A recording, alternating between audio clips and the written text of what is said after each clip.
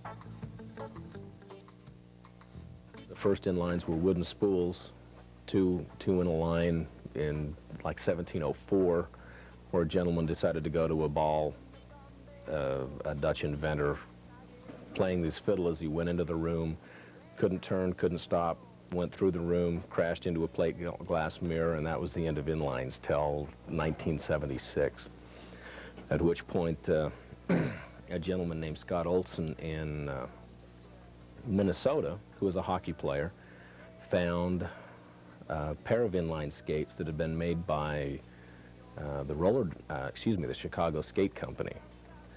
And he took them home. They were on a closeout table, took them home, did some fiddling with them, remade the wheels to work better for him, and started and mounted the frame onto a hockey boot. And that's what they were using in the Minnesota area for he and his friends to get extra skate time during the dry season. He then incorporated into rollerblade, was subsequently brought in, I think, more investors, and they ended up taking control of the company, and he's started about 2 or 3 other companies since then, Switch It being one of them. You're dealing with your boots, which started out as a hockey boot, which then went into the molded boot, and is now, the market has been taken over by the ski boot manufacturers. The really high-tech materials and designs and everything going into the new boots and stuff, very different than the hockey boots that have been around for ice hockey for generations. Then you have the frame itself. They use usually a glass reinforced nylon, or they're using some metal frames. Now, the original rollerblades were a metal frame. They then went to the glass reinforced nylon. They are now using magnesium, aluminum. They're still using different plastics, and they've now started even getting into the carbon fiber and graphite. Okay, right off with the liners, that's focused strictly on the urethane or plastic shell boot. Has a replaceable liner. You can size the boot down by putting insoles and stuff, beefing up the liner. Different manufacturers talk a lot about their liners. Some have holes drilled in them so they're more breathable. Some use a breathable material with shell cutouts or perforations in the actual shell of the boot, so you can get out and skate on a hot day and not have your foot feel like it's in a sauna the whole time. The wheels are actually probably one of the largest key elements of a skate. There's all kinds, there's all different sizes, and they're designed for different purposes. They run as large as 82 millimeter for an outdoor racing wheel, average being 76 to 80. The two sizes used the most common. In recreational skates, the most common size is a 72 millimeter, with someone that's getting a little more extreme or skating a lot farther, having a tendency to go to a larger wheel. Gives you more roll, also more material to wear off before you have to replace your wheels.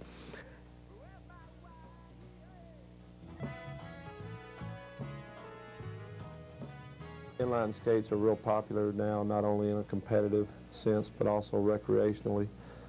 Skaters can skate both indoors and outdoors on the same skates and enjoy smooth skating on rough surfaces with the inline skates.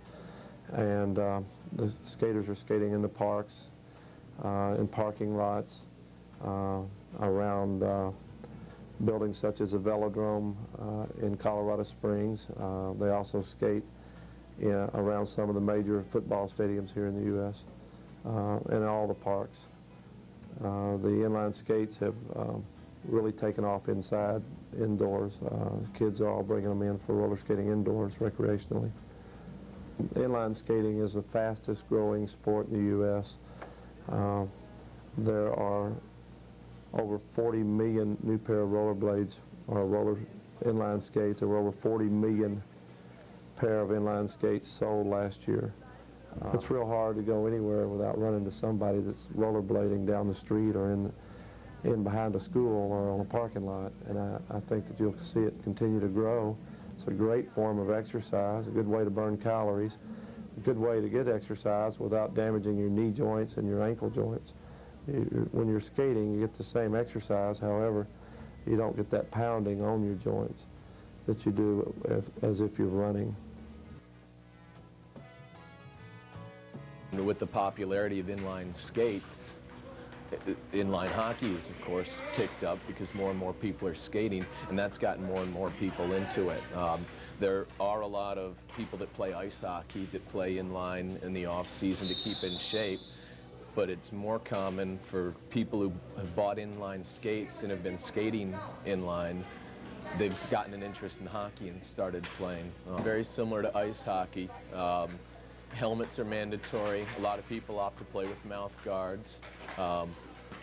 Knee pads and shin guards are recommended, and then people either, elbow pads also, and then people either play with wrist guards, which are regular inline skating equipment that doesn't necessarily relate to hockey at all, but people use them, or they play with regular hockey gloves.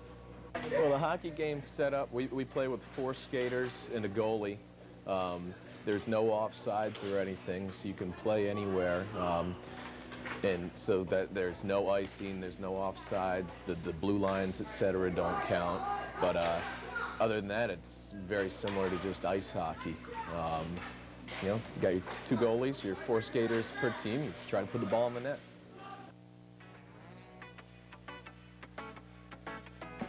Speed skating, there's a lot of different forms of speed skating. There's inline outdoor, there's traditional, still a lot of people use the traditional skate outdoor. There's still traditional indoor, and there's indoor, and there's on the bank track, a flat track, the road. You know, so you got to kind of keep your skills up in everything. I think inlines have been around for a little while. We've always done quad skating, which is the traditional 4 wheels, and you know, we had seen them probably years back, 4 or 5 years back, and we thought that they'd never work, and I think it was just one club going out on a limb and saying, hey, well, I'm going to try these, and you know, once one did it, everyone followed. You know, everyone saw that inline skating was way faster and brought a lot more people back into the sport. Everyone's got their own different type of training. Our team personally trains like during the winter. Now in Iowa, where I'm from, it's, you know, snow, and so we practice just strictly indoor 3 times a week. But as soon as summer comes, you know, we're skating every day, a 20K on the road, and plus we're skating our 3 practices a week indoor, you know. So it's a lot of skating, basically. I have a desire not to lose, you know, until that desire's gone in me, then, you know, when it's not fun for me anymore, then, you know, I'll be finished with skating. But I love to skate fast. I love meeting new people. I love traveling. You know, I love everything about skating, and that's why I continue to do it for so long.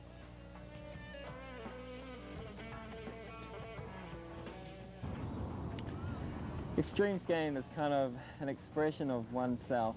You know, a lot of people go out there on the street and just like to have fun. It's not about competition. It's just extreme, like finding the gnarliest handrail you can find and seeing how far you can grind down it, or trying big flights of stairs or huge acid drops and things like that. It's just trying to push yourself to the limit to find what you can do and what you can't do. But that doesn't mean you give up. If you bail at something, get up and try it again. Don't stop. A lot of guys nowadays are wearing what they call grind plates, which is a metal plate that sits between the two center wheels, which enables, it's just like metal on metal. You actually, and a lot of people think, doesn't it stick? But if you take the right stance and hit metal on metal, you'd be surprised how quick you'll go down that handrail. You kind of accelerate real quickly.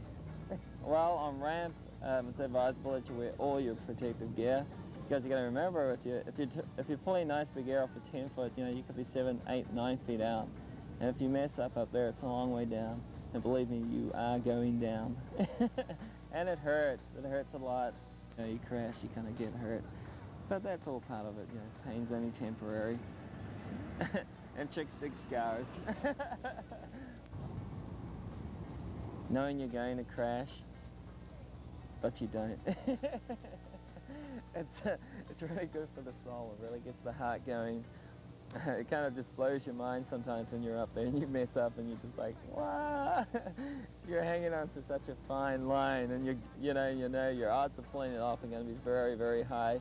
But somehow you kind of tend to manage. You kind of manage to pull your body out of it, or land, or even crash safely, because there is an art to slamming. A lot of people think there isn't. But a lot of times, you learn how to use all your protective gear to protect yourself. Because you'll be bumming if you get hurt and you can't skate. That's the worst thing.